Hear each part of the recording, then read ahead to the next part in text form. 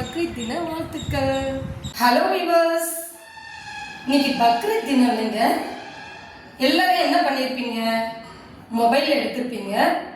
ஒன்று, யாரெல்லாம் இஸ்லாம் மதத்தை சார்ந்தவர்களோ அவர்களுக்கு உங்கள் செல்போனின் வழியாக ஒரு செய்தியை அனுப்பியிருப்பீங்க. அனைவருக்கும் பக்ரீத் தின வாழ்த்துகள் அப்படின்னு சொல்லிட்டு, அல்லது ஃபோன் வழியாக பேசியிருப்பீங்க, எல்லாருக்கும் பக்ரீத் தின வாழ்த்துக்கள் அப்படின்னு சொல்லிட்டு. ஆனால் நீங்கள் பேசும்போதும் சரி அல்லது செய்தியை பரிமாறுகின்ற பொழுதும் சரி, நீங்கள் வாழ்த்துக்கள் அப்படின்னு எழுதுனீங்களா, பேசுனீங்களா, அல்லது வாழ்த்துகள் அப்படின்னு சொன்னீங்களா அல்லது டைப் பண்ணீங்களா அப்படிங்கிறத கொஞ்சம் செக் பண்ணி பாருங்க. என்ன பொறுத்தளவில் வாழ்த்துக்கள் என்பது தவறு, வாழ்த்துகள் தான் சரியானது. இது எப்படி அப்படின்னு கேட்குறீங்களா?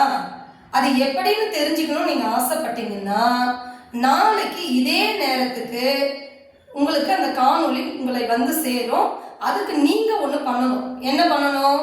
என்னுடைய மொழியோடு பேசுபவள் அப்படிங்கிற சேனலை போயிட்டு நீங்கள் சப்ஸ்கிரைப் பண்ணி கூடவே பெல் ஐக்கானையும் கிளிக் பண்ணி வச்சுக்கோங்க. இதுக்கான முழு விவரத்தையும், வாழ்த்துக்கள் என்பது எப்படி தவறு, வாழ்த்துக்கள் ஏன் தவறு, வாழ்த்துக்கள் தான் சரி அப்படின்னு நான் இதை வச்சு சொல்றேன்னா, ஒரு இலக்கண விதியோட உங்களுக்கு அதை நான் விளக்கி காட்ட போறேன். மறக்காம காணொளி முழுவதையும் பாருங்க.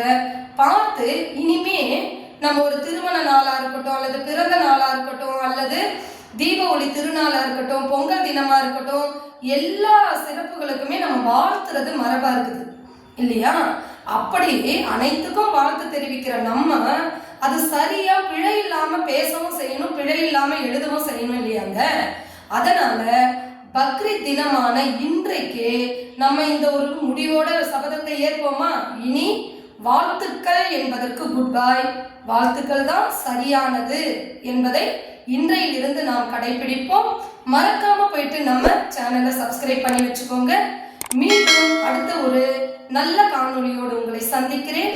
அதுவரை உங்களிடமிருந்து விடை பெறுவது உங்கள் முனைவர் ஜெய் ஜெயசித்ரா. நன்றி, வணக்கம்.